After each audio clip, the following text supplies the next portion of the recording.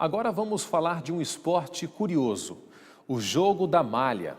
Trazida para o Brasil por imigrantes portugueses, a modalidade tem uma liga em Pindamonhangaba bicampeã na categoria juvenil. Sim, derrubar pinos em forma de vela com discos de metal é um esporte. Na verdade, é conhecido como a malha, né? Que a gente usa o disco e o finalizando é para derrubar o pino. Existe um caminho certo para ela percorrer para derrubar esse pino. Malha é o nome dado ao disco de metal e para ele deslizar pela raia, os jogadores borrifam um líquido lubrificante na parte de baixo, uma mistura de água e condicionador de cabelo. Só que a quantidade precisa ser exata, para não ficar molhado de menos ou pesado demais. O jogador ítalo fala que ser o mais preciso possível é o segredo do jogo. Bom, a dificuldade é mais na precisão de acertar mesmo a batida. Porque precisa de muita concentração para acertar, que dependendo ela vai provavelmente ir para fora. Ítalo joga pelo time de Pindamonhangaba. O treinador Ico aposta na força da cidade. São José dos Campos, né? São Sebastião, que tem uma grande equipe, né? Jacareí também, que conta com alguns atletas nossos aqui de Pinda, né? E Taubaté também, que investe também no nosso esporte. Mas acredito que a nossa cidade, pelo menos entre os 4, 5º do Brasil, aí fica. Infelizmente, os investimentos no esporte são baixos. Desde 2013, a Liga de Malha não possui mais verba pública para investir nos atletas. Mesmo assim, eles continuam disputando os campeonatos regionais e trazendo títulos. Água Preta, que está disputando a final do Campeonato Paulista na 2ª divisão. E temos a Ferroviária também, com a garotada que ficou entre os 6 primeiros colocados no Paulista da 1ª divisão. Essa pista tem 36 metros de um pino ao outro e cada time constrói ela com o seu segredinho especial. Mas uma coisa que é comum a todas é que só existe um jeito certo de fazer a malha andar o trajeto inteiro e o pino cair no final. Tentar achar batida para ver se acerta. Então, muito treino. Muito treino. E eles realmente treinaram muito. 1, 2, 3, 12 vezes até o pino cair. E depois que cai? Bom, aí comemora e tenta outra vez.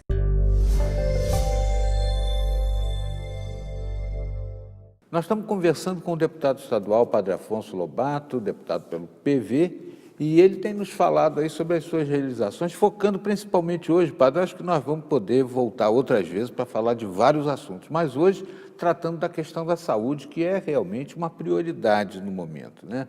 E vínhamos falando sobre as Santas Casas, a CPI que o senhor relatou, mas gostaria de falar também sobre a questão do câncer, que é uma coisa muito dura. A doença já é uma tragédia, adoece a família inteira. Aí o sujeito tem que contar com transporte municipal para ir se deslocar até Guarulhos, não uma viacruzes perversa, é bem verdade. Nós temos um estouro de teto aqui na região, nas 5 unidades que atendem oncologia, nós temos um estouro de teto em mais de 20 milhões de reais. O que é esse estouro de teto? Aquilo que a região atendeu a mais e não houve repasse do governo federal. Então, o governo federal está devendo à região, né, no ano de 2014, mais de 20 milhões de reais. Eu pessoalmente conversei com o ministro, levei para ele esse estouro de teto e o ministro ficou de tomar providência e logo o ministro acabou caindo, o ministro Quioro acabou saindo e eu enviei já o relatório da CPI para o novo ministro. Então, diante dessa realidade, a gente cobrando do governo federal e percebendo que os pacientes oncológicos deixavam a nossa região e tinham que ir a Guarulhos, muitos pacientes tendo que sair de madrugada e chegando à noite em casa, pacientes com câncer passando mal no caminho, né? E todo esse impacto também, não somente para o paciente, mas também para as prefeituras que tinham que providenciar o transporte desses pacientes, quer dizer, o gasto com as prefeituras, que as prefeituras tinham com o transporte. E eu fui cobrando, eu criei aqui na região essa discussão. Eu fui levando às câmaras municipais, aos prefeitos na reunião de Codivap, onde eu fui falando isso, até para chegar depois no governador com este respaldo. O governador, então, me ligava e dizia: Padre Afonso, nós estamos disponibilizando mais R$400 mil mês para poder atender os pacientes aí no regional. Se nós tivéssemos, então, o Frei Galvão atendendo, regional atendendo, o Jacareí atendendo, São José atendendo, nós não precisaríamos fazer com que esses pacientes fossem até Guarulhos. Por que Guarulhos tinha essas vagas? Porque Guarulhos é um serviço novo. Como abrir um serviço novo, tinha disponibilidade para o atendimento. Então, eu estava exatamente falando isso. É muito mais fácil você transferir o recurso do que você mudar o paciente. E o governador foi bastante sensível a isso e viabilizou mais esse repasse de R$400 mil mês para o Hospital Regional, para ele poder assumir esses pacientes da região. Os pacientes vão até Taubaté. Até Taubaté agora. Em vez de ir até... Não é suficiente. Eu acho que ainda precisa ampliar os serviços. Mas é aí onde eu comecei a fazer uma outra discussão. Se nós conseguíssemos exatamente fazer com que o Vale Histórico tivesse uma unidade de referência para atender não somente oncologia, mas para atender toda a alta complexidade do Vale Histórico. Um hospital regional lá. Um hospital regional no Vale. E conseguir também, com o governador, fazer com que o Hospital Frei Galvão se tornasse aí um hospital estruturante. Conversei bastante com o Dr. Davi Wippe, o secretário de Estado da Saúde, Dr. Wilson Polar, o secretário adjunto. Depois conversei com o Frei Galvão e fizemos o levantamento dos casos desses 17 municípios do Vale Histórico. Então nós percebemos, se de fato o Frei Galvão assumir esses 17 municípios, você poderá atender esses pacientes mais próximos de suas casas, atender melhor, e você desafoga um pouco o hospital regional, que tem condições, então, de atender mais e atender melhor. E aí nós estamos nesse processo de implantação de um hospital estruturante em Guaratinguetá, que seria o Frei Galvão. E a Santa Casa, no modelo de Santa Casa sustentável, seria a Santa Casa de Guaratinguetá, que atenderia a média complexidade. A alta complexidade ficaria para o Frei Galvão, de todos esses 17 municípios. Nós estamos em processo de implantação. Questão de cruzeiro, me parece que também era uma questão problemática lá na... Na verdade, o que eu disse ao governador quando eu o convenci a fazer com que o Hospital Frei Galvão se tornasse um hospital estruturante. Eu disse, governador, o senhor coloca dinheiro em todas as santas casas, o senhor coloca um pouquinho em cada uma e não resolve o problema da região. Se o senhor centralizar esse recurso num hospital que tenha condições de atender, o senhor vai otimizar o recurso e vai atender a região. Foi aí que ele resolveu, de fato, abrir espaço para a gente começar a discutir essa questão do Frei Galvão. Mas o governador assumiu o compromisso de estar ajudando a Santa Casa de Cruzeiro.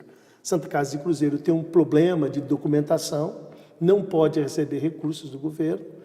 Portanto, logo que a Santa Casa regularize esse problema, aí o Estado vai também ajudar para que a Santa Casa continue desempenhando o papel importante que a Santa Casa de Cruzeiro sempre desempenhou ali também naquela região. Mas para atender média complexidade. A alta complexidade será atendida pelo Frei Galvão, que seria uma espécie de hospital regional para atender os 17 municípios ali. O aumento de capacidade do hospital regional seria de 60 leitos, 60 pacientes? O hospital regional teria capacidade. Hoje não tem, hoje o hospital está saturado. Hoje nós temos, de fato, dificuldade com marcação de algumas cirurgias, porque às vezes precisa de UTI, não tem leitos de UTI, né? Nós temos o problema dos leitos de UTI em Aparecida, que faz anos que já deveriam estar sendo utilizados, e por problemas burocráticos não estão sendo utilizados, e também porque o governo federal, através do Ministério da Saúde, há mais de 2 anos não credencia nenhum leito de UTI para o Estado de São Paulo. Então, realmente, o governo do Estado teria que assumir o custeio desses leitos até o credenciamento desses leitos junto ao Ministério. Então, são problemas pontuais que vai dificultando um pouco a vida das pessoas que acabam necessitando. E aí nós temos um número muito grande de casos de câncer na região. Nós temos estimativas alarmantes de câncer de mama câncer de próstata aumentou muito e tem uma estimativa até 2020 muito complicada na região. E a região tem que estar preparada para atender isso. Com certeza. Padre Afonso voltará aqui, certamente, para trazer outras notícias boas. Por enquanto, vamos ficar com essa, que é de muito alcance. Essa atenção especial que ele conseguiu do governador para atender os pacientes de câncer. A gente não vai precisar mais sair daqui para ir lá em Guarulhos, para poder, depois de uma via crucis perversa, como o próprio padre diz, para ter esse tipo de atenção para uma doença que realmente deixa toda a família bastante atingida. Obrigado, Padre Afonso. Saúde e paz para o senhor. Eu que agradeço a oportunidade de estar aqui, agradeço a TV Novo Tempo.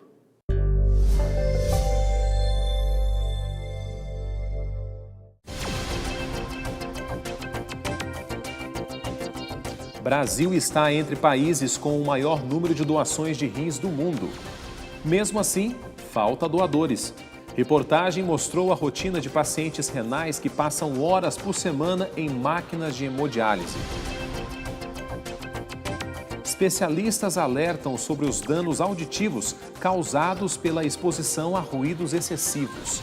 Limite permitido de barulho sem danos à saúde é de até 85 decibéis.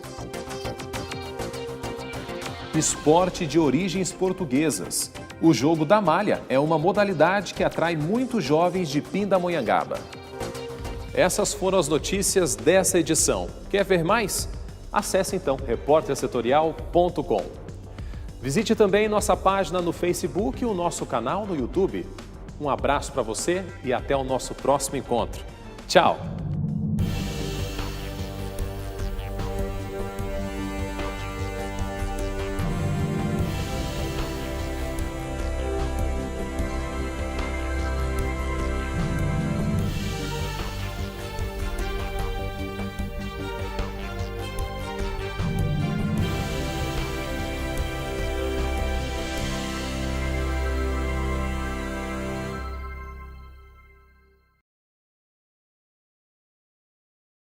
Credibilidade e mais cobertura.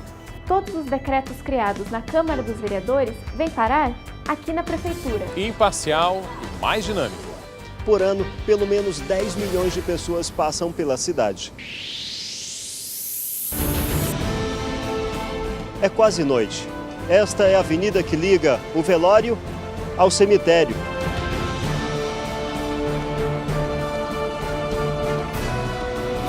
Hoje, na TV e na internet.